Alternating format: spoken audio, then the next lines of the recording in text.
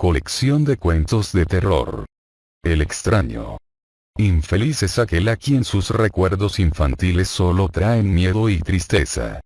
Desgraciado aquel que vuelve la mirada hacia horas solitarias en vastos y lúgubres recintos de cortinados marrones y alucinantes hileras de antiguos volúmenes, o hacia pavorosas vigilias a la sombra de árboles descomunales y grotescos, cargados de enredaderas, que agitan silenciosamente en las alturas sus ramas retorcidas. Tal es lo que los dioses me destinaron a mí, el aturdido, el frustrado, el estéril, el arruinado. Sin embargo, me siento extrañamente satisfecho y me aferro con desesperación a esos recuerdos marchitos cada vez que mi mente amenaza con ir más allá, hacia el otro. No sé dónde nací, salvo que el castillo era infinitamente horrible, lleno de pasadizos oscuros y con altos cielos rasos donde la mirada solo hallaba telarañas y sombras. Las piedras de los agrietados corredores estaban siempre odiosamente húmedas y por doquier se percibía un olor maldito, como de pilas de cadáveres de generaciones muertas.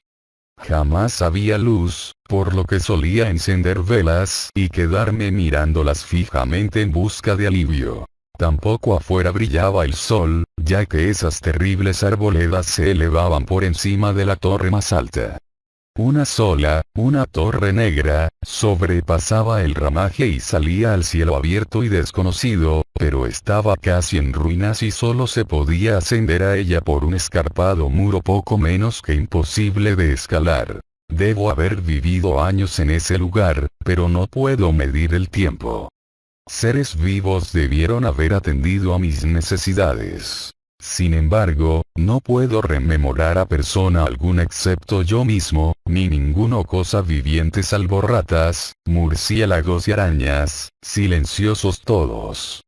Supongo que, quien quiera que me haya cuidado, debió haber sido asombrosamente viejo, puesto que mi primera representación mental de una persona viva fue la de algo semejante a mí, pero retorcido, marchito y deteriorado como el castillo. Para mí no tenían nada de grotescos los huesos y los esqueletos esparcidos por las criptas de piedra cavadas en las profundidades de los cimientos. En mi fantasía asociaba estas cosas con los hechos cotidianos y los hallaba más reales que las figuras en colores de seres vivos que veía en muchos libros mohosos. En esos libros aprendí todo lo que sé. Maestro alguno me urgió o me guió, y no recuerdo haber escuchado en todos esos años voces humanas, ni siquiera la mía. Ya que, si bien había leído acerca de la palabra hablada, nunca se me ocurrió hablar en voz alta. Mi aspecto era asimismo una cuestión ajena a mi mente, ya que no había espejos en el castillo y me limitaba, por instinto, a verme como un semejante de las figuras juveniles que veía dibujadas o pintadas en los libros. Tenía conciencia de la juventud a causa de lo poco que recordaba. Afuera, tendido en el pútrido foso, bajo los árboles tenebrosos y mudos, solía pasarme horas enteras soñando lo que había leído en los libros. Añoraba verme entre gentes alegres, en el mundo soleado allende de la floresta interminable. Una vez traté de escapar del bosque, pero a medida que me alejaba del castillo las sombras se hacían más densas y el aire más impregnado de crecientes temores, de modo que eché a correr frenéticamente por el camino andado, no fuera a extraviarme en un laberinto de lúgubre silencio. Y así, a través de crepúsculos sin fin, soñaba y esperaba, aun cuando no supiera qué. Hasta que en mi negra soledad, el deseo de luz se hizo tan frenético que ya no pude permanecer inactivo y mis manos suplicantes se elevaron hacia esa única torre en ruinas que por encima de la arboleda se hundía en el cielo exterior e ignoto. Y por fin resolví escalar la torre, aunque me cayera. Ya que mejor era vislumbrar un instante el cielo y perecer, que vivir sin haber contemplado jamás el día. A la húmeda luz crepuscular subí los vetustos peldaños de piedra hasta llegar al nivel donde se interrumpían, y de allí en adelante, trepando por pequeñas entrantes donde apenas cabía un pie, seguí mi peligrosa ascensión. Horrendo y pavoroso era aquel cilindro rocoso, inerte y sin peldaños. Negro, ruinoso y solitario, siniestro con su mudo aleteo de espantados murciélagos. Pero más horrenda aún era la lentitud de mi avance, ya que por más que trepase, las tinieblas que me envolvían no se disipaban y un frío nuevo, como de moho venerable y embrujado, me invadió. Tiritando de frío me preguntaba por qué no llegaba la claridad, y, de haberme atrevido, habría mirado hacia abajo. Se me antojó que la noche había caído de pronto sobre mí y en vano tanteé con la mano libre en busca del antepecho de alguna ventana por la cual espiar hacia afuera y arriba y calcular a qué altura me encontraba. De pronto, al cabo de una interminable y espantosa ascensión a ciegas por aquel precipicio cóncavo y desesperado, sentí que la cabeza tocaba algo sólido. Supe entonces que debía haber ganado la terraza o, cuando menos, alguna clase de piso. Alcé la mano libre y, en la oscuridad, palpé un obstáculo, descubriendo que era de piedra e inamovible. Luego vino un mortal rodeo a la torre, aferrándome de cualquier soporte que su viscosa pared pudiera ofrecer. Hasta que finalmente mi mano, tanteando siempre, halló un punto donde la valla cedía y reanudé la marcha hacia arriba, empujando la losa o puerta con la cabeza, ya que utilizaba ambas manos en mi cauteloso avance. Arriba no apareció luz alguna y, a medida que mis manos iban más y más alto, supe que por el momento mi ascensión había terminado, ya que la puerta daba a una abertura que conducía a una superficie plana de piedra, de mayor circunferencia que la torre inferior, sin duda el piso de alguna elevada y espaciosa cámara de observación. Me deslicé sigilosamente por el recinto tratando que la pesada losa no volviera a su lugar, pero fracasé en mi intento. Mientras yacía exhausto sobre el piso de piedra, oí el alucinante eco de su caída, pero con todo tuve la esperanza de volver a levantarla cuando fuese necesario. Creyéndome ya a una altura prodigiosa, muy por encima de las odiadas ramas del bosque, me incorporé fatigosamente y tanteé la pared en busca de alguna ventana que me permitiese mirar por vez primera el cielo y esa luna y esas estrellas sobre las que había leído.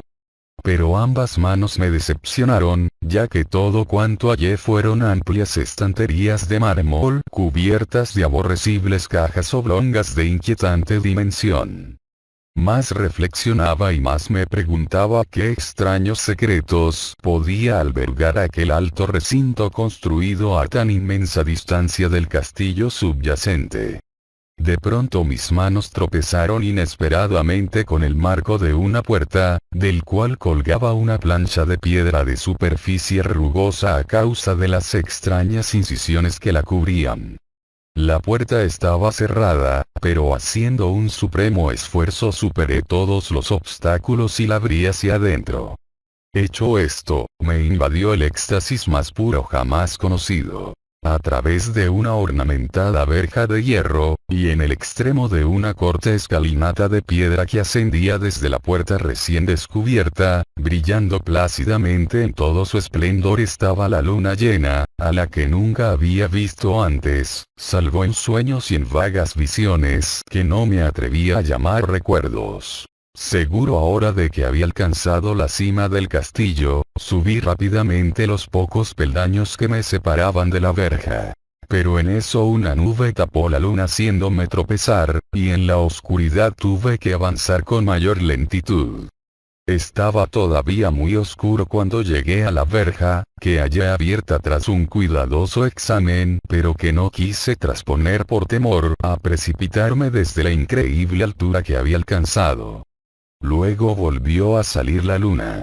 De todos los impactos imaginables, ninguno tan demoníaco como el de lo insondable y grotescamente inconcebible. Nada de lo soportado antes podía compararse al terror de lo que ahora estaba viendo. De las extraordinarias maravillas que el espectáculo implicaba. El panorama en sí era tan simple como asombroso, ya que consistía meramente en esto. En lugar de una impresionante perspectiva de copas de árboles vistas desde una altura imponente, se extendía a mi alrededor, al mismo nivel de la verja, nada menos que la tierra firme, separada en compartimentos diversos por medio de lajas de mármol y columnas, y sombreada por una antigua iglesia de piedra cuyo devastado capitel brillaba fantasmagóricamente a la luz de la luna. Medio inconsciente, abrí la verja y avancé bamboleándome por la senda de grava blanca que se extendía en dos direcciones. Por aturdida y caótica que estuviera mi mente, persistía en ella ese frenético anhelo de luz. Ni siquiera el pasmoso descubrimiento de momentos antes podía detenerme. No sabía, ni me importaba, si mi experiencia era locura, enajenación o magia, pero estaba resuelto a ir en pos de luminosidad y alegría a toda costa. No sabía quién o qué era yo, ni cuáles podían ser mi ámbito y mis circunstancias. Sin embargo, a medida que proseguía mi tambaleante marcha, se insinuaba en mí una especie de tímido recuerdo latente que hacía mi avance no del todo fortuito, sin rumbo fijo por campo abierto. Unas veces sin perder de vista el camino, otras abandonándolo para internarme, lleno de curiosidad, por praderas en las que solo alguna ruina ocasional revelaba la presencia, en tiempos remotos, de una senda olvidada. En un momento dado tuve que cruzar a nado un rápido río cuyos restos de mampostería agrietada y mohosa hablaban de un puente mucho tiempo atrás desaparecido. Habían transcurrido más de 2 horas cuando llegué a lo que aparentemente era mi meta. Un venerable castillo cubierto de hiedras, enclavado en un gran parque de espesa arboleda, de alucinante familiaridad para mí, y sin embargo lleno de intrigantes novedades. Vi que el foso había sido rellenado y que varias de las torres que yo bien conocía estaban demolidas, al mismo tiempo que se erguían nuevas salas que confundían al espectador. Pero lo que observé con el máximo interés y deleite fueron las ventanas abiertas, inundadas de esplendorosa claridad y que enviaban al exterior ecos de la más alegre de las francachelas. Adelantándome hacia una de ellas, miré al interior y vi un grupo de personas extrañamente vestidas, que departían entre sí con gran jarana. Como jamás había oído la voz humana, apenas sí podía adivinar vagamente lo que decían. Algunas caras tenían expresiones que despertaban en mí remotísimos recuerdos. Otras me eran absolutamente ajenas. Salté por la ventana y me introduje en la habitación, brillantemente iluminada, a la vez que mi mente saltaba del único instante de esperanza al más negro de los desalientos. La pesadilla no tardó en venir, ya que, no bien entré, se produjo una de las más aterradoras reacciones que hubiera podido concebir. No había terminado de cruzar el umbral cuando cundió entre todos los presentes un inesperado y súbito pavor, de horrible intensidad, que distorsionaba los rostros y arrancaba de todas las gargantas los chillidos más espantosos. El desbande fue general, y en medio del griterío y del pánico varios sufrieron desmayos, siendo arrastrados por los que huían enloquecidos. Muchos se taparon los ojos con las manos y corrían a ciegas llevándose todo por delante, derribando los muebles y dándose contra las paredes en su desesperado intento de ganar alguna de las numerosas puertas. Solo y aturdido en el brillante recinto, escuchando los ecos cada vez más apagados de aquellos espeluznantes gritos, comencé a temblar pensando qué podía ser aquello que me acechaba sin que yo lo viera. A primera vista el lugar parecía vacío, pero cuando me dirigí a una de las alcobas creí detectar una presencia, un amago de movimiento del otro lado del arco dorado que conducía a otra habitación, similar a la primera. A medida que me aproximaba a la arcada comencé a percibir la presencia con más nitidez. Y luego, con el primero y último sonido que jamás emití, un aullido horrendo que me repugnó casi tanto como su morbosa causa, contemplé en toda su horrible intensidad el inconcebible, indescriptible, inenarrable monstruo que, por obra de su mera aparición, había convertido una alegre reunión en una horda de delirantes fugitivos. No puedo siquiera decir aproximadamente a qué se parecía, pues era un compuesto de todo lo que es impuro, pavoroso, indeseado, anormal y detestable. Era una fantasmagórica sombra de podredumbre, decrepitud y desolación. La pútrida y viscosa imagen de lo dañino. La atroz desnudez de algo que la tierra misericordiosa debería ocultar por siempre jamás. Dios sabe que no era de este mundo, o al menos había dejado de serlo, y, sin embargo, con enorme horror de mi parte, pude ver en sus rasgos carcomidos, con huesos que se entreveían, una repulsiva y lejana reminiscencia de formas humanas. Y en sus enmohecidas y destrozadas ropas, una indecible cualidad que me estremecía más aún. Estaba casi paralizado, pero no tanto como para no hacer un débil esfuerzo hacia la salvación. Un tropezón hacia atrás que no pudo romper el hechizo en que me tenía apresado el monstruo sin voz y sin nombre. Mis ojos, embrujados por aquellos asqueantes ojos vítreos que los miraba fijamente, se negaban a cerrarse, si bien el terrible objeto, tras el primer impacto, se veía ahora más confuso. Traté de levantar la mano y disipar la visión, pero estaba tan anonadado que el brazo no respondió por entero a mi voluntad. Sin embargo, el intento fue suficiente como para alterar mi equilibrio y, bamboleándome, di unos pasos hacia adelante para no caer.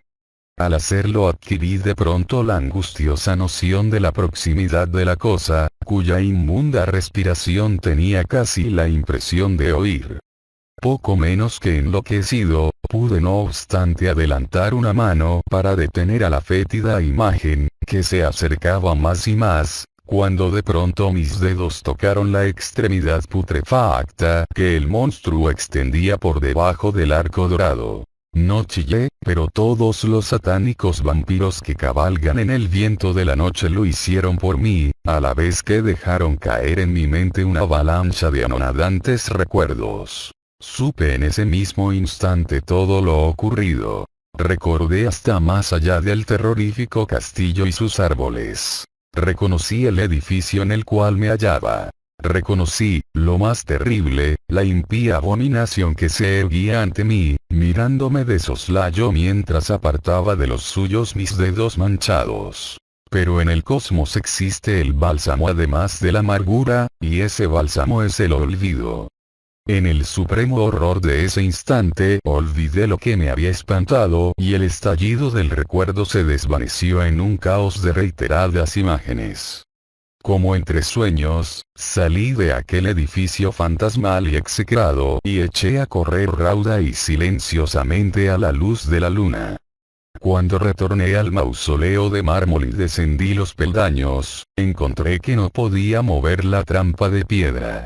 Pero no lo lamenté, ya que había llegado a odiar el viejo castillo y sus árboles.